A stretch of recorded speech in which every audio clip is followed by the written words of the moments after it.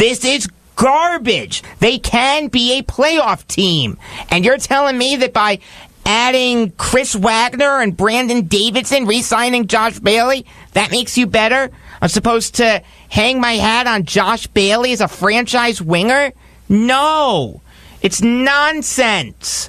The whole thing is nonsense. Let's broaden our hockey horizons here. The Blues traded Paul Stastny to the Jets for Eric Foley, their first-round pick this year, and their fourth-round pick in 2020, assuming that the Blues don't sign Foley. This year, Stastny has 40 points in 63 games.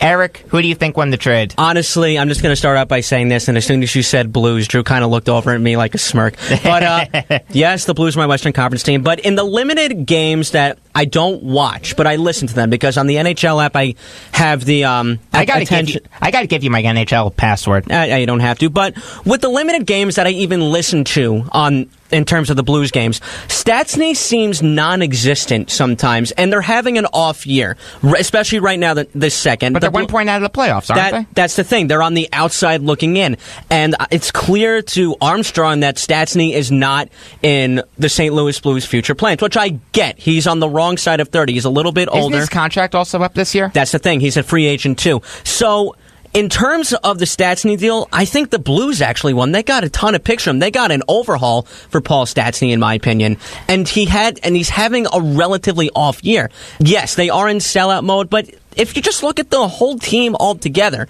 how is Vladimir Tarasenko not an all-star this year? He's even having an off year, too. I don't like the way how Mike Yeo is coaching the team. That's just my opinion. And again, I don't see them that much, but I can only hear what they're telling me. I've got to disagree here with Eric on this Blues. I don't think the Blues won the trade at all. How are you a playoff hopeful, and you trade a locker room personality like Stastny? Like, it just doesn't make sense to me. I was reading a bunch of the interviews with the other players after the deadline. They all didn't understand it. They were like shaking their heads in disbelief almost. And while he's having an off year, he's still putting up 40 points in over 60 games. I get that too, but the thing is, in this was, and I agree with you, no one saw it coming. Nobody did. His name wasn't even mentioned in any trade rumors. But honestly, when you get picks like this from the Jets, who I think are on the outside looking in too. No! Jets are second in their division. Okay, then I read an earlier article saying that the Jets are on the outside looking in. But Jets even then, are legitimate Stanley Cup contenders. Okay, fine. So let me change that really quick. So the Jets, like you just said, are contenders, and they are trying to gear up for a deep Stanley Cup playoff run. I commend them. Paul Stastny's a good player. But considering how this year is basically an off year for him, even with the points that they're putting up, you're still getting a haul from him. The picks count for something. But they're going to be bad picks. That's the thing. I didn't get what the Blues were trying to do this trade deadline. When I was listening to SiriusXM, I think it was Matthew Barnaby, he said that he expected the Blues to trade for Mike Hoffman from the Senators, which I could have seen that. Obviously didn't happen. The Blues had a really confusing deadline. I know Stastny wasn't the player that everyone thought he was going to be in St. Louis. He is overpaid, but now that he's in Winnipeg, he's on an expiring deal there. He just has to play well for 4 months maximum. It's a great deal for the Jets. It really is. Hopefully the New York Jets can do something like that. And on top of this deal, the Blues actually need a goalie too. Jake Allen and Carter Hutton are like on again, off again. I could have seen them trading for probably a Robin Lehner. Okay. To be completely honest, because Hutton and Allen, like I just said, are on again, off again. One night they're a shutout, and then the next night they're letting up 5 goals. The Blues are a very inconsistent team this year. I don't blame them for selling. Granted, yes, that's a big piece to get rid of. But again, the picks count for something, whether good or bad, anything can happen. But the Jets got a really good player. The Canadians traded Tomas Plekanec and Kyle Bourne to the Maple Leafs for Kirby Reichel, Renat Valiev, and their second-round pick this year. This year for Montreal, Plekanec had 24 points in 60 games. Who do you think won the trade? Well, it's obvious that Plekanec is on the decline. Well, not really on the decline, but his age... He's on the age, wrong side of 30. Yes, he's 35 years old, but he has been around. The Maple Leafs are legitimate contenders, in my opinion, as well. The Leafs are gearing up for a deep playoff run, too. He adds a defensive prowess. Penalty killing is a huge thing with him. And Lou Lamoriello loves him. Can I ask you a question? Yes. When did the Canadians and the Maple Leafs become allowed to trade with each other? Look, I didn't even think the Rangers and the Devils would trade with each other either. When I heard about this trade, I did a double take. You're trading your franchise player to your arch rival? Half of the best rivalry in all of hockey? The only thing I can think of is if it's the best deal on the table, you take it.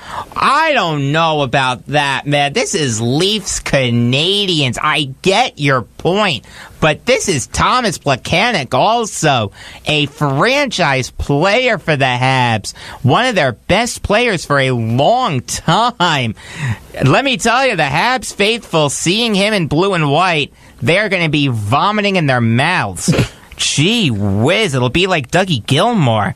The Sabres traded Evander Kane to the Sharks for Daniel O'Regan, their first-round pick next year if Kane resigns.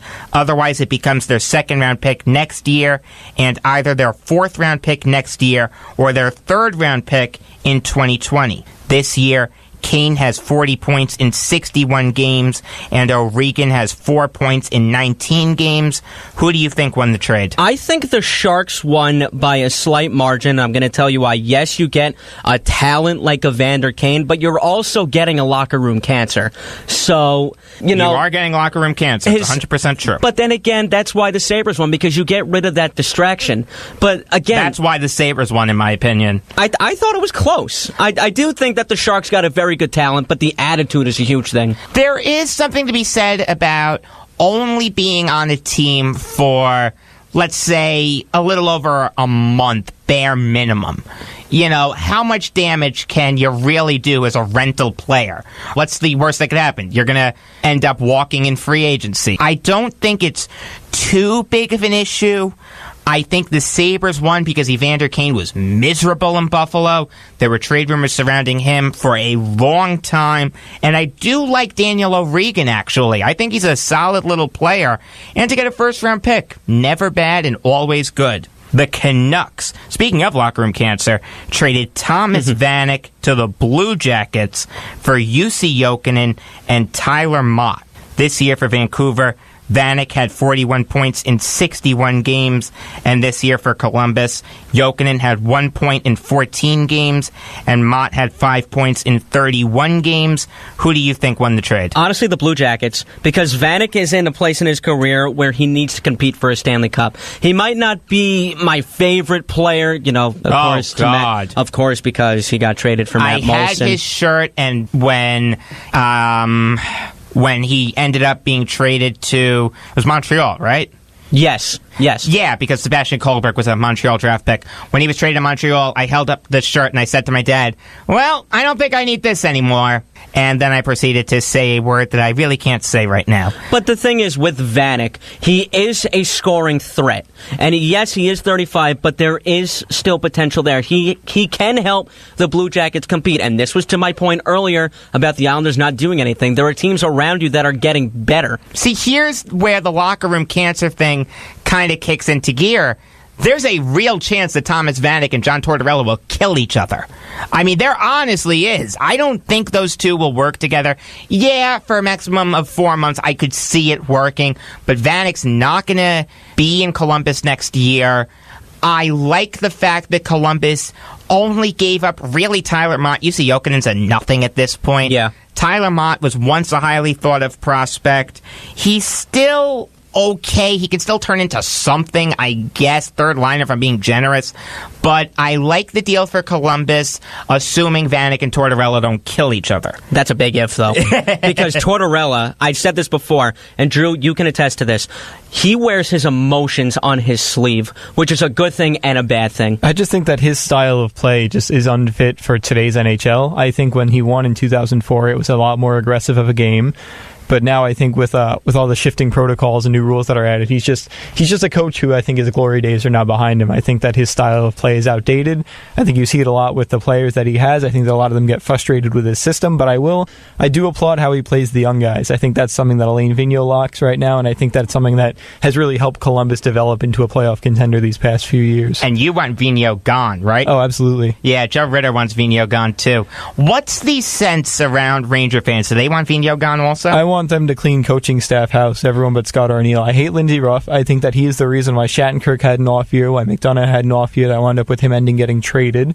I think that the reason you see these young guys struggling, like we were saying about JT Miller not turning into that 30-goal scorer he was touted to be, why Chris Kreider hasn't evolved into the monster powerhouse that he was supposed to be. BC2 has been struggling this year. Yeah, I don't think the only one that's really working is Buchnevich.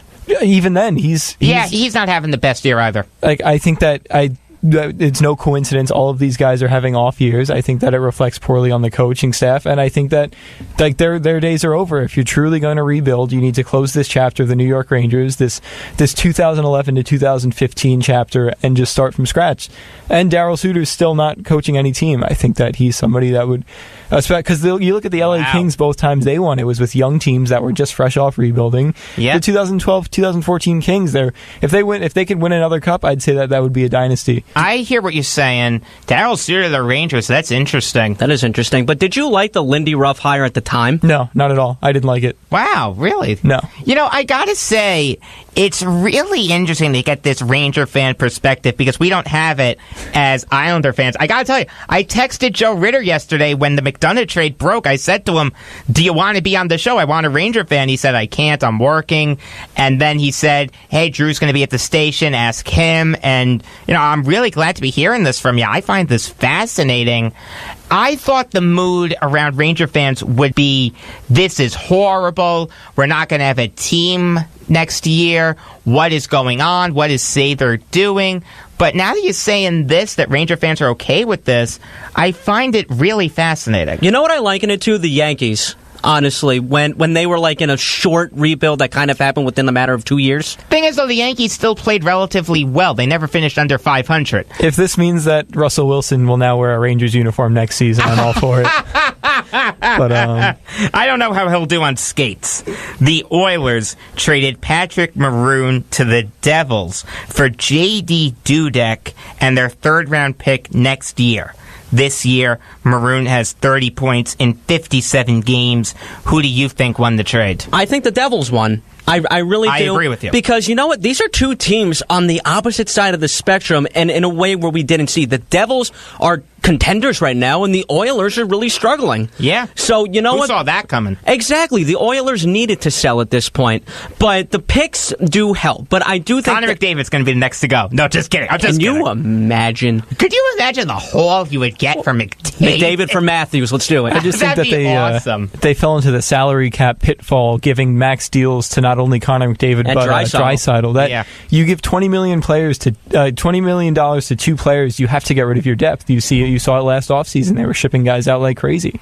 It's part of the reason why signing Tavares to such a huge contract, while necessary, is risky. It's why Bailey took, honestly, maybe a little bit of a pay cut. $6 million a year. If he hit the open market, I could see a team giving him more than that. You call that a pay cut for Josh Bailey? Yeah, to be honest with you, and I'm going to tell you why. He was an all-star this year. If he hit free agency, I think there would be a team that would give him at least 6.5. I don't know about if he left the Islanders, he would have had a downfall year. Only because of who he's playing with. Yeah, but what if they put him with another great first-line center? That's the thing. It depends on where he goes. While he may not be a point-a-game player, he would still do well enough on the first line. No, I agree. I'm not knocking his talent. I think that he turned into an elite winger, which is what, honestly, the Islanders and John Tavares needed. Gee whiz, it's still mind-blowing. It's amazing. I never thought I would say it. I'm happy for Bailey to be back. Oh, and by the way, the Devils won the Patrick Maroon trade, only giving up a third-round pick and some no-name prospect. Edge Devils. So, I think we've talked enough about hockey. Let's take a quick break. Don't go anywhere, because we'll be talking football next on Beyond the Game on the voice of Nassau Community College, 90.3 WHPC. 1 in 3 adults in America have pre-diabetes, but most don't know it. To let people know it can be reversed before it becomes type 2 diabetes, professional basketball player Julius Randle is doing everything in reverse. I'm only dunking with reverse windmills. I drove the whole way to practice in reverse. I don't recommend it. This move's called the reverse shuffle. I do recommend it.